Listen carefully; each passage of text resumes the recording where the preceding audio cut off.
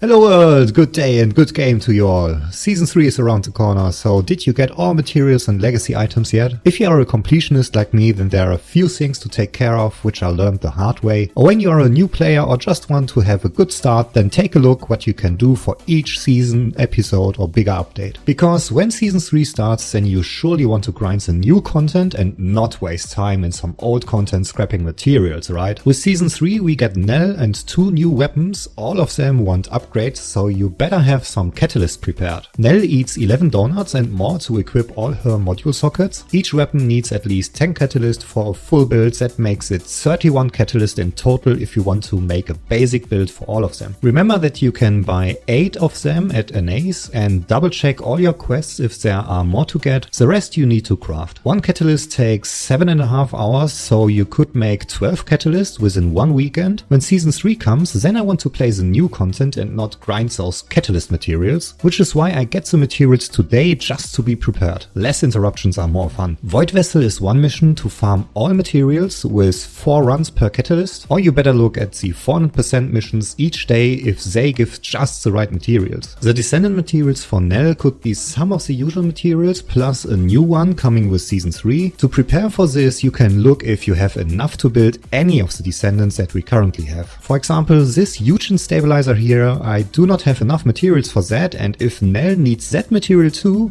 then I better grind it today. So check all materials in this list. That is the best preparation you can do for Nell right now until we know the exact materials. Also remember you need to farm Eraser 5 times to fully level it up. Same here, check all the rare materials for weapon components. Make sure that you can build each weapon piece at least once. If you want to know where to get all those materials, then there's a spreadsheet linked in the description. You find lots of lists everywhere, but they mostly tell you how to abuse the game to get materials, so I did my own list with legit ways that do not exploit the game. For rolling weapon options you need a lot of fine adjustment control axes and tons of gold.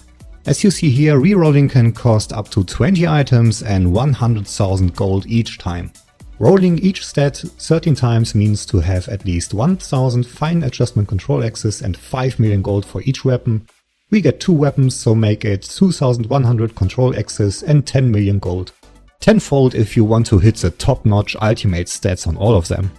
Weapon cores are important too. The Exterminator has 1 generic core, 2 attribute cores and 2 more for tactical augmentation. The Eraser has 1 generic core, 2 attribute cores, 1 tactical augmentation and 1 precision augmentation. So you need an extra lot of those cores in your inventory, because when you get those new weapons then you surely want to get the most damage out of them. One quick trick for the weapons: do not, never ever upgrade Exterminator. Exterminator is available through Battle Pass, so you get 5 of them, right? Here's my wild guess. When you upgrade one weapon 2 times, then you have 3 Exterminator on level 3. Or upgrading 3 times, then you have 2 Exterminator on level 4. If this works, then you have 2 strong Exterminator and can follow 2 different builds with different weapon cores and weapon options. In previous updates we received a Descendant slot when new Descendants were released. Maybe this time again, but just to be safe I always buy 1 or 2 free slots. It doesn't hurt to buy a slot from time to time, especially since it helps with the Descendants badge and gives you some cheap module slots. Look at this, 1 Descendant slot costs 100, and keeping both the ultimate and normal version of a Descendant allows you to have 3 more module slots. Each module slot costs 100 caliber, so the math is simple on why keeping normal Descendant pays off. For the new weapons it surely helps to keep 2 or 3 Reactor that have the launcher or scout rifle on them, because the Exterminator is a launcher and the Eraser is a scout rifle. When you want to use the new weapons, then you also want that optimization condition on your reactor, and for the optimization you need a second reactor that has this weapon type already. And if you need a completely new reactor, then a full upgrade costs 15 precise ion accelerator and 140 dimension analyzer in total.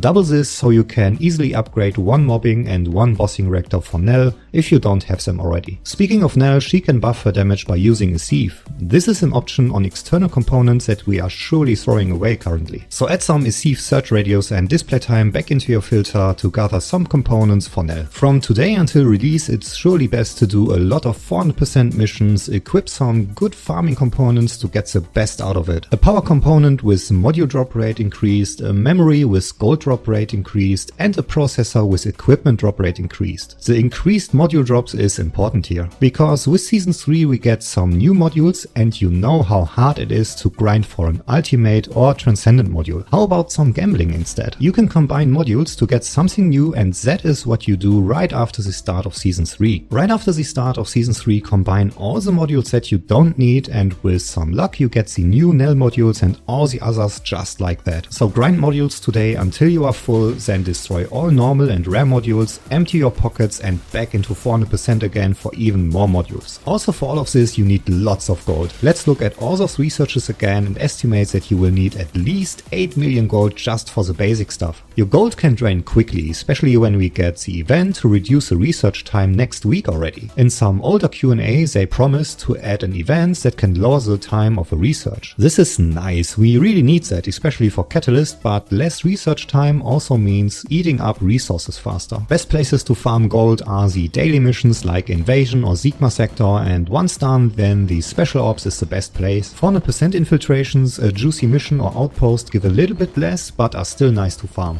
Shape Stabilizer are an important item to quickly grind new Descendants or weapons. An advanced Shape Stabilizer turns your chances upside down, something as low as 6% becomes 32% or higher. This is totally worth it, because you often need to grind 12 times before it comes to a 50-50 chance. 1 out of 10 people needs 38 tries or more with that low 6% chance. But with Advanced Shape Stabilizer you can have the item after 3 tries already. 1 out of 10 people needs 6 tries or more. That is how easy Advanced Shape Stabilizer can make the grind. But don't craft all of them today, just make sure that you have enough materials ready. I try to keep at least 6, better 10 stabilizer for each item and a morph. With Nell plus a new weapon, this means we need to open 4 to 6 a morph with low chances perhaps. So I want enough materials to craft up to 30 Advanced Shape Stabilizer. ETA 0 also has some normal and Advanced Shape Stabilizer each week, or you can find them in 400% missions. Enough of grinding, let's spend what we got. With the new season the usual tokens will reset like Descent tokens and ETA 0. Yes, those quality certified ETA voucher here will be set to 0 again when the new season starts, so make sure to spend all tokens before the update. Just to be safe, spend the first anniversary token too. It is a bit strange because in-game it says that you lose all tokens when Season 3 starts, but on the website it says that you keep them after the start of Season 3. Anyway, just spend them today. If you are a completionist, then there are items and challenges that can become legacy. You see them in this overview in the library. If you don't know how to get there, then open the map and click library, it's easy. You see, I try to complete each of those numbers, but some get deleted from the game and then you are stuck with an incomplete task. Check each one of them because more completions can hide inside, like the course for example. Choose not owned in the filter and see what is missing. Here's one I need to do. 107 of 110 external component cores found.